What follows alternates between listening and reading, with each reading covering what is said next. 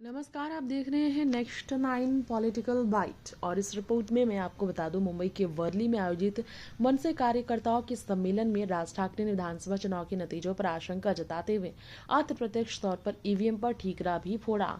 और राज ठाकरे ने मोदी शाह की चिंता तो बढ़ाई ही, देवेंद्र फडणवीस, अजीत पवार, शिंदे को भी जमकर अपने निशाने पर लिया। और इसके बाद राज ठाकरे ने बीजेपी के 132 सीटें का जीतने को लेकर स्वीकार तो किया, लेकिन अजीत पवार की 41 सीटें और शरद पवार को 10 सीटें मिलने पर सवाल खड़े कर दिए हैं।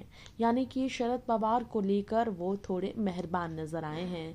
जी हां, आपको हमारे इस रिपोर्ट में ये बताना चाहेंगे क्या कहना है मनसे प्रमुख राज ठाकरे का। उन्होंने कहा, लोगों ने हमें वोट दिया है लेकिन वो हम तक नहीं पहुंचा, गायब हो गया। अगर ऐसा होता है तो चुनाव न लड़ना ही ठीक है। कल्याण ग्रामीण सीट पर हमारी पार्टी के उम्मीदवार राजू पाटिल को उनके ही गांव में एक भी वोट नहीं मिला, जो वहां से विधायक रह चुके हैं। ऐसी अन्य कई चीजें हैं जिन पर विश्वास नहीं हो रहा, लेकिन लोगों में विधानसभा चुनाव के नतीजे को लेकर संभ्रम है। ईवीएम पर निशाना साधा है राज ठाकरे ने डायरेक्ट, और उन्होंने कहा जिस तरीके से महाराष्ट्र की राजनीति पर सवाल बड़ा खड़ा होता है। उन्होंने कहा, मैं अपने राजनीतिक स्वार्थ के लिए कभी स्टैंड नहीं बदला। बीजेपी का साथ ईडी केस के कारण देने के आरोपों पर सफाई देते हुए राज ठाकरे ने कहा, मैं शिवाजी महाराज की कसम खाकर बताता हूं, मैंने बिजनेस किया था कोहिनूर मिल के लिए, हमने टेंडर भरा था, हम टेंडर मिल गया था, लेकिन कानूनी अड़चनों के कारण हम उस डील से बाहर निकल गए।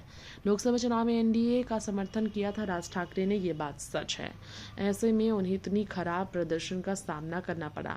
जी हाँ, शरद पवार को इतनी कम सीटें मिलने को लेकर राज ठाकरे सबसे ज्यादा सवाल खड़े करते नजर आए। जी हाँ, उन्होंने कहा है कि बीजेपी के 132 सीटें मिलना समझ आता है, लेकिन अजीत को 41 सीटें और शरद पवार को सिर्फ 10 सीटें मिलना समझ से परे है। यानी कि शरद पवार के साथ आने वाले भविष्य में राज ठाकरे गठबंधन कर सकते हैं, क्योंकि जिस तरह की स्थिति है उधर ठाकरे के बीजेपी के साथ मिलने की चर्चा हो रही है।